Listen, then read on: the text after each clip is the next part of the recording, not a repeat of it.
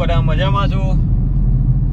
તો આપણે જઈ રહ્યા છે ફરવા ગાંધીનગર. થોડું કામ છે, તો તમારે પણ આવવું હોય તો બેસી જાઓ ગાડીમાં. જલ્દી જલ્દી જોઈ લો આગળનો કેવો નજારો લાગે છે. એને ઇન્ટિરિયર ચેક કરીને કઈ ગાડી છે કોમેન્ટ કરજો. પાછા ભૂલતા ના. સોંગ સાંભળવું છે ગુજરાતી? સાંભળો. ઉંમરની સાથે વિરોધીઓ વધવા લાગ્યા છે.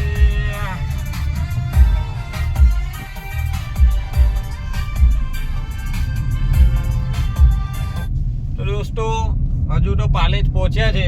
આગળનું બી થોડું ઘણું છે જે ગાડી ચલાવીને જઈશું એ તમને આગળના વિડીયોમાં બતાવું છું.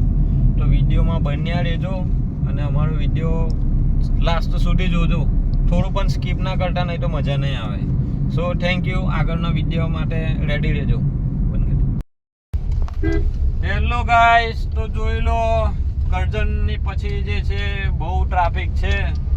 એટલે કોઈએ હમણાં જો સાંજના ટાઈમે આવવું હોય હાઈવે પર તો ભૂલી જજો, કેમ કે આ ટ્રાફિક જોઈ લો. સાઈડ પર ગાડી લગાવીને કાઢવી પડે છે.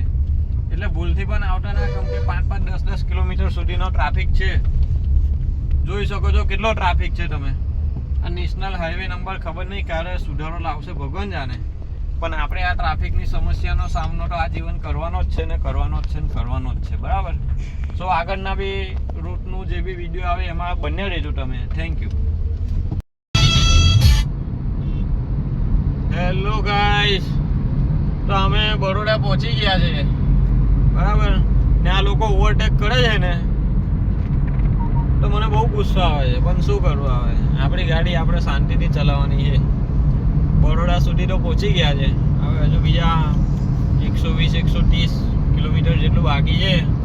ગાંધીનગર આજે પહોંચતા 10-11 વાગી જશે એવું લાગી રહ્યું છે. તમારા અંદાજ પ્રમાણે બરોડાથી ગાંધીનગર પહોંચતા કેટલી વાર લાગે? કોમેન્ટ કરજો ભૂલતા નહીં. જોઈ શકો છો આગળ રાતનો નજારો કેવો લાગે છે, જોઈ લો તમે એકવાર.